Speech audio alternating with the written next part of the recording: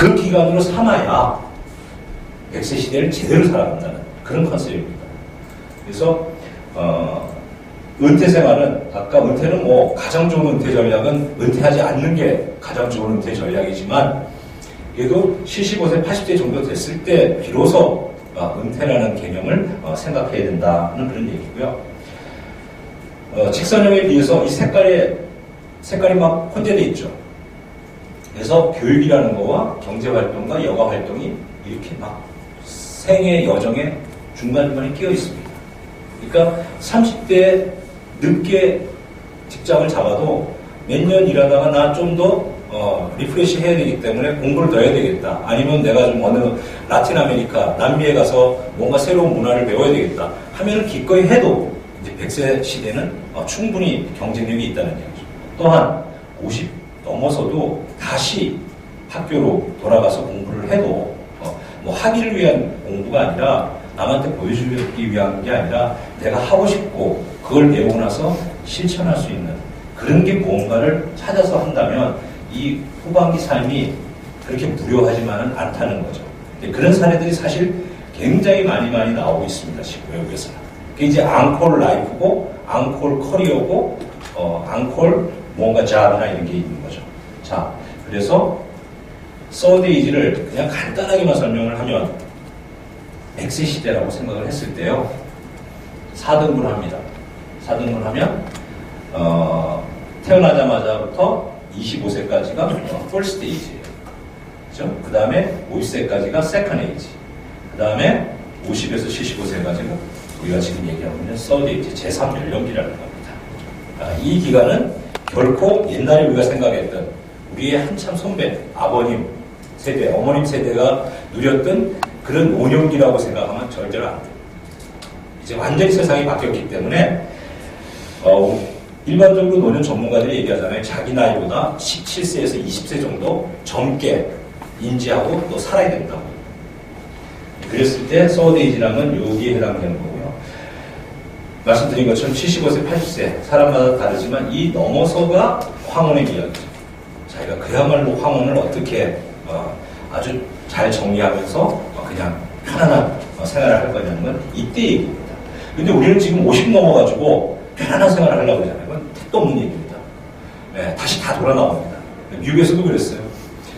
자기 50 넘어가지고 연금도 있고 퇴직해가지고 이제 와이프랑 여행만 하고 놀면서 은퇴자 마을에 가서 살자. 1년도 안 돼가지고 다시 다 도시로 나오는 사람도 많습니다. 사람의 성향에 따라 다르지만 그렇게 가지고 계속 40년을 살 수 있는 세상이 아닌 거죠. 그래서 이걸 비유를 굳이 하자면 하루 24시간에 한번 비유를 저는 가끔 해봅니다. 그러면 25살에 해당되는 젊은 대학생, 대학원생들은 몇 시에 해당될까요? 굉장히 어려운 질문이죠. 나누기 4 하면은 아침 6시에 해당됩니다.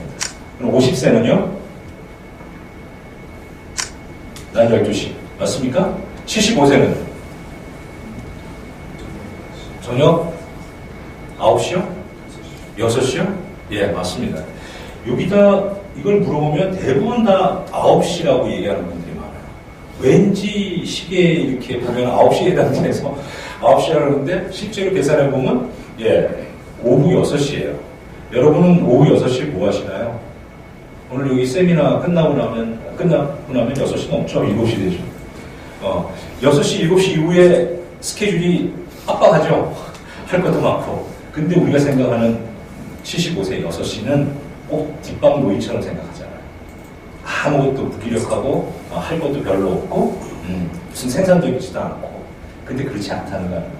그래서 이 인생 시기에 우리는 과연 몇 시위를 걷고 있냐 하는 것도 한번 생각해 볼 필요가 있을 것 같습니다. 여러분은 지금 몇 시를 걷고 계시나요? 선생님 몇 시? 6시요. 6시요? 어우, 굉장히 젊어 보이시는데. 예, 그렇습니다. 또 그 뒤에 계신 분은 몇 시? 1시쯤 된 것 같아요. 예. 1시쯤 됐으면 한창 대낮이잖아요. 그죠?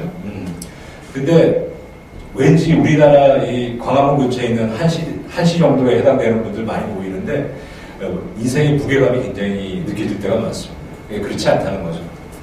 훌훌 털어버리고 뭔가 다시 난 12시를, 1시를 걷는 사람처럼 살아야 된다는 거죠. 그래서 오늘 뭐 이렇게 이 전체 달을 제가 설명을 하지는 않겠습니다. 그렇지만 우리가 잘 알다시피 펄스테이지는 부모 밑에서 배우는 학습을 통한 기본적인 1차 성장기이고요. 2차 성장기인 25세에서 50세 정도는 주로 직업을 갖고 가정을 꾸리고 뭔가 자기가 원하는 그런 어떤 프로페셔널 커리어라든지 뭐 직장에서의 성취감이 있는 거죠. 이 썰데이지가 바로 자아실현의 시기. 저도 못 모르고 공부한 게 이때 해당되는 것 같아요. 이게 요즘에는 뭐 많이들 미디어에서 얘기해서 뭐 앙코르 시대라 그러지만 우리가 뭐 옛날에 앙코르라는 거는 전혀 뭐 인생에 포함되지 않는 그런 어떤 거였잖아요. 근데 이제까지는 50 전에는 내가 뭔가를 해야만 되는 일들을 했죠. 소득을 위해서 아니면 책임감에 의해서 여러 가지 역관상. 근데 이 이유는 누가 하라고 해서 하는 게 아니라 내가 하고 싶은 일을 찾아서 해야 된다는 거죠. 그래서 이런 표현을 많이 합니다. 중장년과 노년이라는 두 개의 섬이 있는데 그 사이에 또 다른 섬이 하나 불쑥 솟아났어요. 장수시대. 그 섬이 바로 이 제3연령기라고 하는 그런 썰데이지라고 하는 섬이에요. 이 섬은 여러분이 마음대로 뛰어놓으셔도 되는 섬. 마음대로 뭔가를 만드셔도 되는 섬이에요. 마음대로 플레이를 하셔도 되는 섬이에요. 그래서 이 제3연령기에 들어오면서 사람은 또 한 번 인간은 성장한다는 그런 얘기를 하고 있습니다. 근데 가만히 있으면 성장 안 하잖아요. 그죠? 그래서 가족 안에서 아니면 사회 안에서의 본인의 역할이라는 게 확 변하면서 이 부분에 대한 여러 가지 성찰을 해야 되는 거죠. 아까 모두에 말씀드린 것처럼 이때는 삶의 의미가 뭐지? 목적이 뭐지? 가치가 뭐지? 내가 진정으로 이 세상을 떠나기 전에 남겨둘 게 뭐지? 내가 정말 좋아하는 게 있는데 하지 못한 게 뭐지? 하는 거를 깊이 한번 발견하는 노력을 할 필요가 있다는 거죠. 그걸 발견하고 나면 그 다음 실행을 하면 됩니다. 그리고 나야 이렇게 노화의 완성의 시기, 성숙된 제사 연령기를 맞는다는 얘기예요. 어떤 보면 연구 자료나 이런 데 보면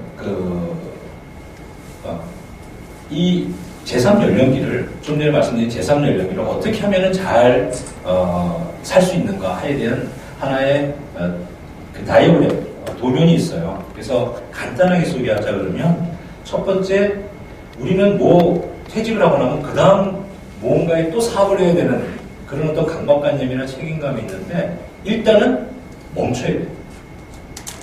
일단은 하는 일에서 멈춰서 우리 자동차도 가다가 우선 멈추고 있으면은 일단 멈추잖아요. 근데 우리 인생은 멈추지는 못하는 것 같아요. 멈춰야 보인다는 것처럼 그러면서 과거를 내가 50년, 60년, 40몇 년 살아온 거를 성찰을 해야 됩니다. 거기서 이것저것 다시 한번 되씹어야 됩니다. 반추하듯이.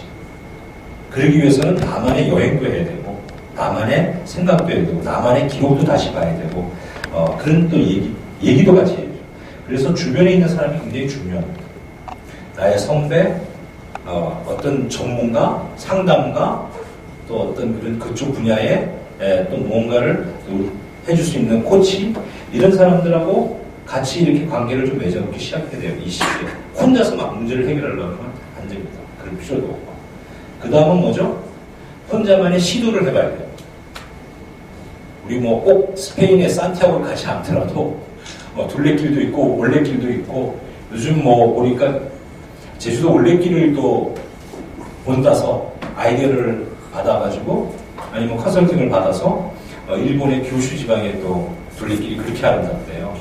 그런 것처럼 그런 데도 좀 걸어보고 안 했던 뭐 색스폰 남자들의 로망이잖아요. 아니면 또 다른 새로운 취미도 한번 해보고 거기서 여러 가지를 한 다음에 그 다음은 다 할 수는 없잖아요. 선택을 해야죠. 풍선을 여러 가지 색깔의 풍선을 다 잡고 인생을 갈 수는 없으니까 젊은 시절에 한 것처럼 지금도 여러 가지 트라이를 한 다음에 선택을 해야 되는 시기가 꼭 필요하다는 거죠. 그리고 나면 다시 짐을 싸라 그럽니다. 무슨 말이죠? 자기